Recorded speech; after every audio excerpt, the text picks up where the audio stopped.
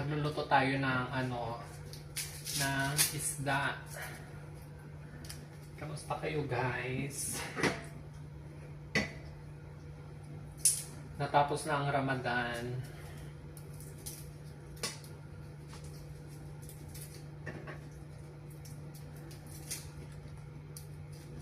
At ito, okay lang din naman dito. So far, safe pa rin kami. At tuloy pa din ang trabaho.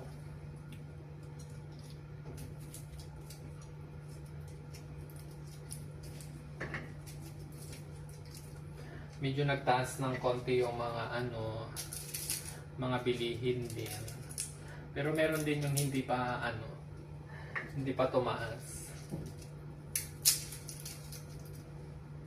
Yung mga iba lang.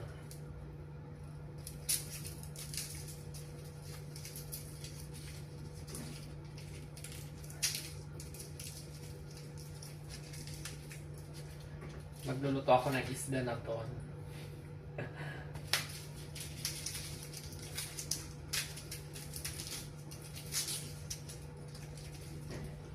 Lagyan natin ng maraming bawang.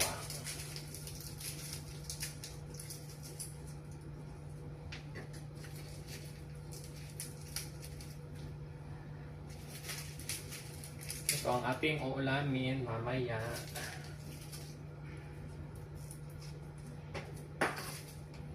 At dahil naka-break tayo, yan ang ating iluluto.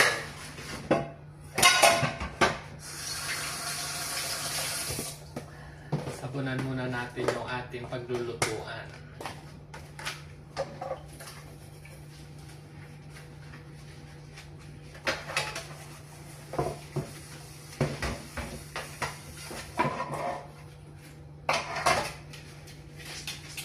Para malinis.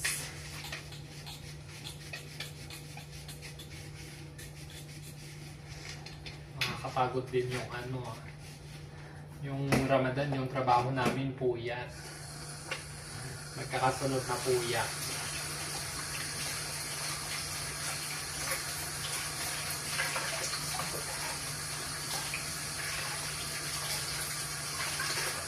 Pasok pa rin. Habang may mga kliyente. Kasi ganito ngayon nangyayari. Kaya tuloy pa din yung pasok para makabawi din.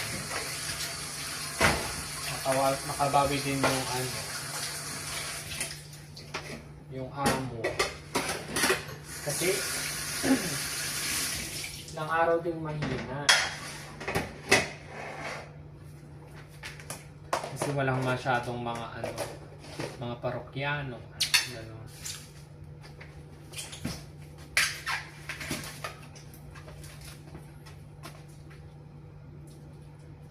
Tanggalan ko lang ito ng hasang.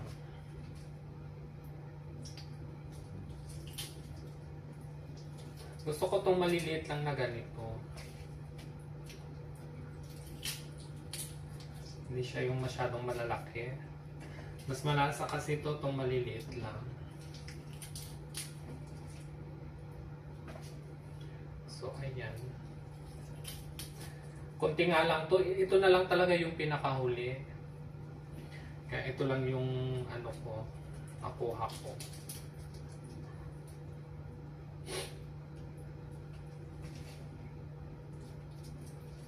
Kasi nung nakaraan, nagulam na ako ng bangus. Kaya ito lang ang option ko.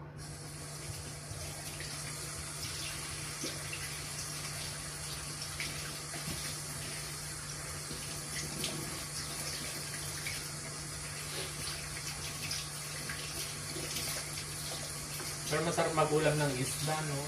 Kahit parati. Mas healthy pa siya. Mas healthy pang ulamin yung isda.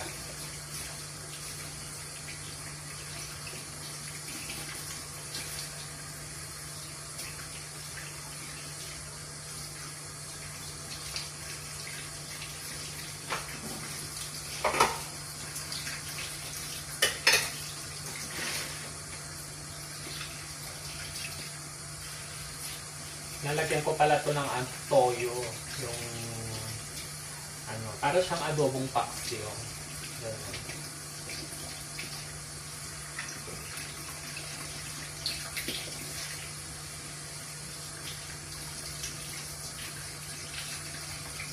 Papalinisan ko sana doon, kaso pag yung naglinis yung ibang lahi, hindi ganito.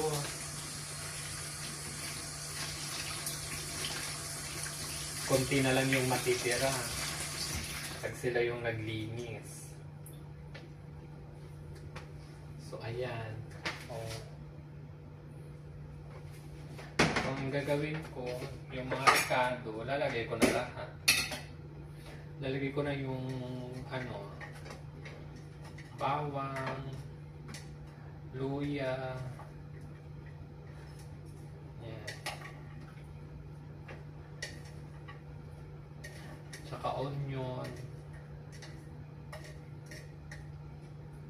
para isahan na lang siya. Ayan.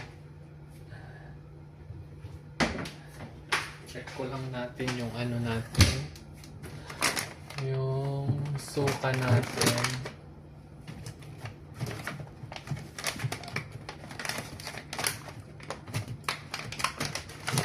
Aray ko. Lagyan din natin ito ng paminta. Pamintang durog. Tapos suka.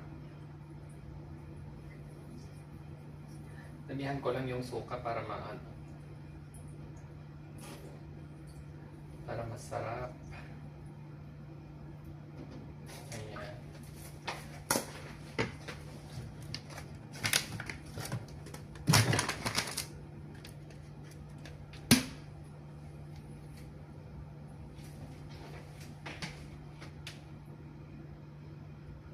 Ito pala, sili.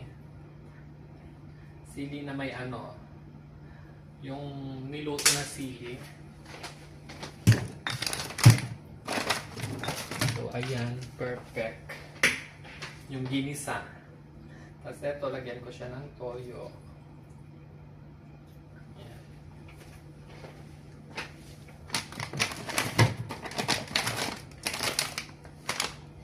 Maglagay din tayo ng 2 pirasong laurel.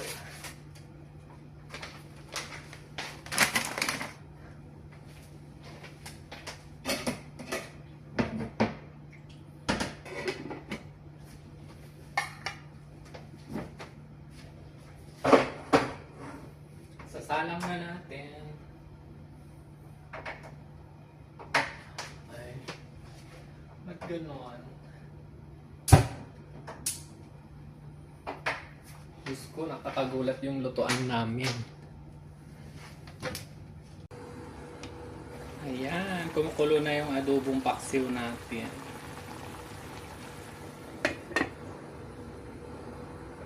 At ayan, luto na. Masarap pala siya guys, na lagyan ng toyo yung paksiw. Kasi parating ginagamit ko suka lang. Kain tayo. Kain tayo at ano, may pasok pa tayo. Meron pala ako dito ano, tirang kanin kanina. So, kainin ko yan mamaya.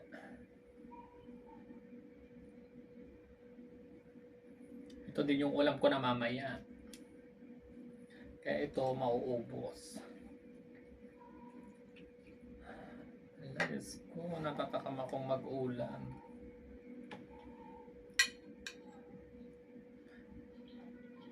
Mataba rin pala yung isda. Nagmamantika yung ano niya. Yung nilagay kong toyo. Pinaka ano niya. Sabaw. Nilagyan ko pa nga to ng konting tubig eh.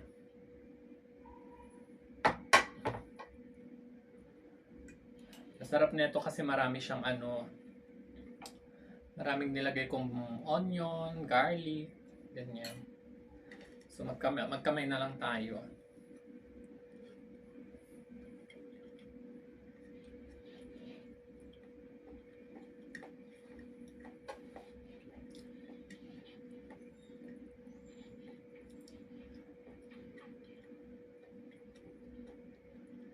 Pwede sanang kumain dun sa kusina.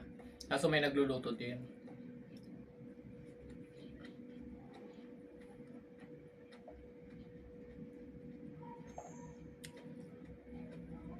Ay, buti na lang. Itong niluluto ko madalian.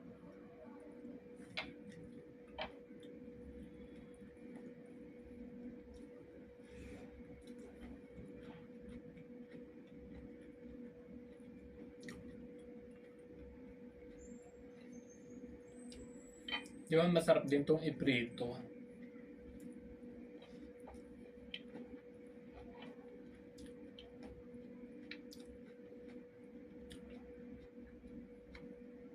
Ganda sana kung marami ito. Kasi piprito mo siya, yung matitira.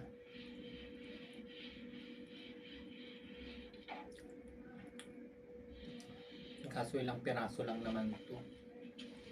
Parang 8 lang. 1, 2, 3, 4, 5, 6, 7, 8.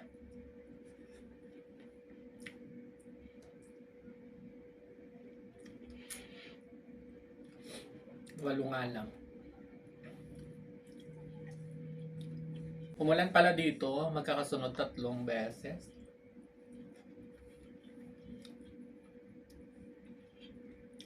Kahapon, yung isang araw at saka ngayon.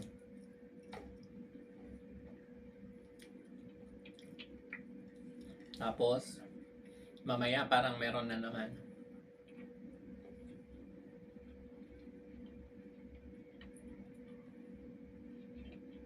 Yung ulan.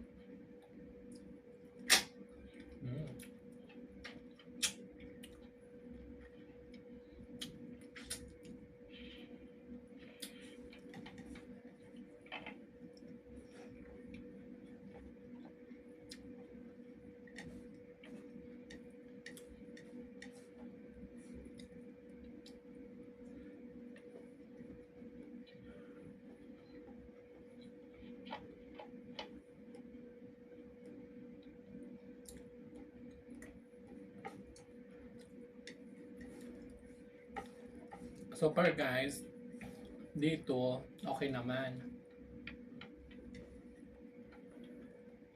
Hindi naman ganun ka grabe.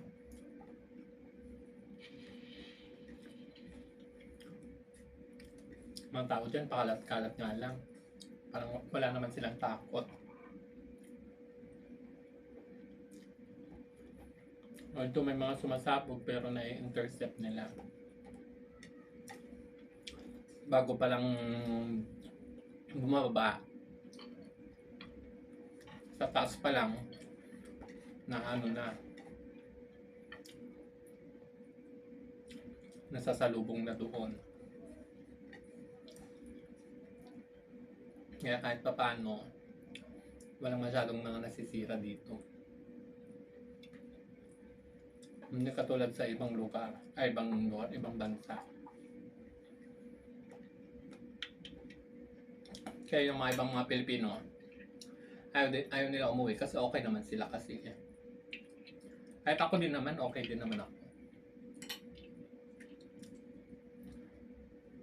Laban lang.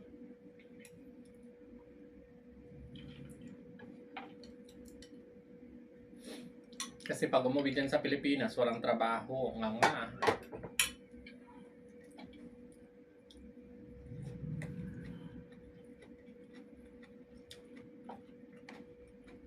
Buti sana kung walang mga bayarin.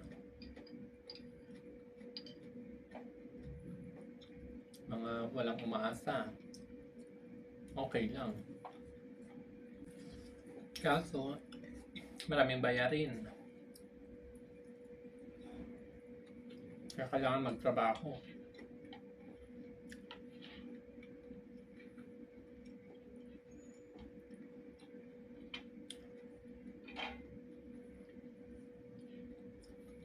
Salamat na lang talaga ako kahit pa paano nakakasurvive pa din.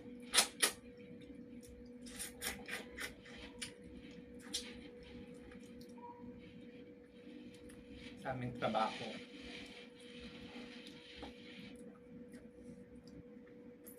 Siyempre may mga time din na walang masyadong customer, ganun. Hindi naman araw-araw Pasko.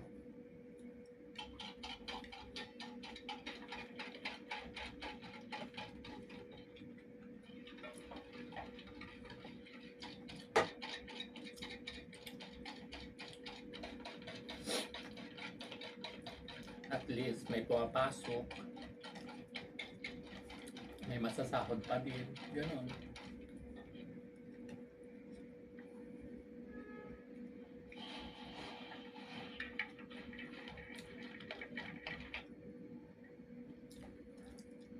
Kaya masasabi ko nakakasurvive pa din.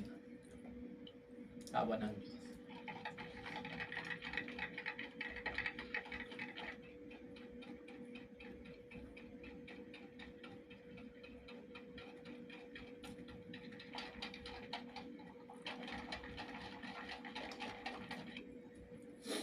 Hindi nga ako nag-day off nung mga nakaraan kasi ipinasok ko para makabawi ako.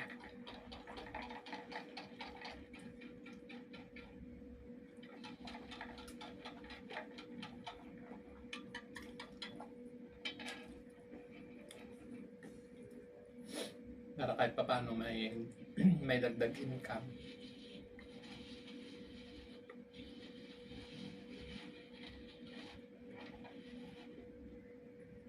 Ganun kasi pag porsyentuhan ka, wala kang aasahang sahod, ganun. Ikaw yung gagawa ng sahod mo. Kaya kailangan magsipag ka, ganun. Bakit ko pala tinatanggal yung tinik nito? Malambot naman yung tinik niya.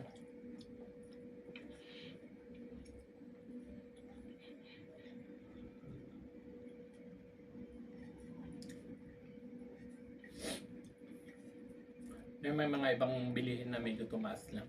Pero hindi naman lahat.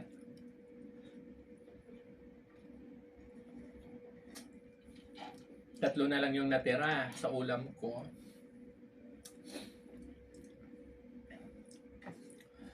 Pag tinamad ako, yan lang yung ulamin ko na mamaya. Pero pag sinipag ako, magluto ako.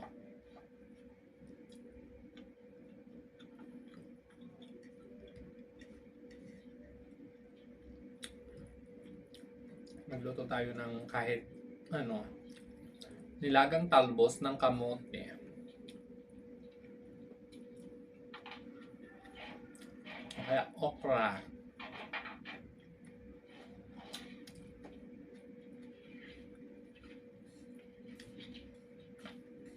Masarap din naman yun.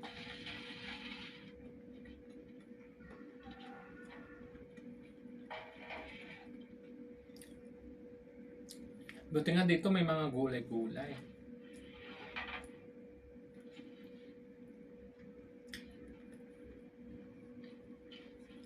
Yan, makakapag-ulam ka din ng mga gulay.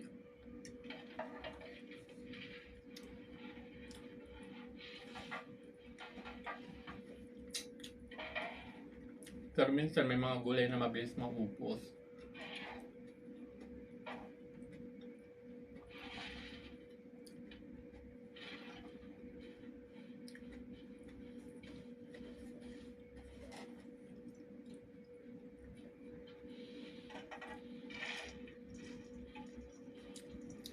Marami na rin mga Pilipino dito sa area na to. Saka hindi lang naman mga Pilipino din nag-uulam ng gulay. Kahit mga Indian, Nepali, Bangladesh, Indonesia, mahilig din sila.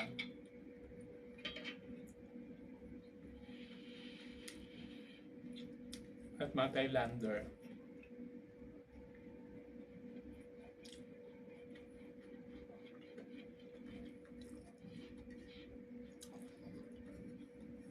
Sarap kumain.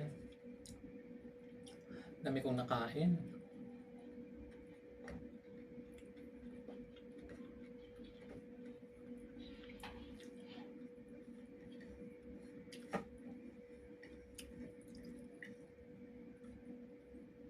Medyo may anghang itong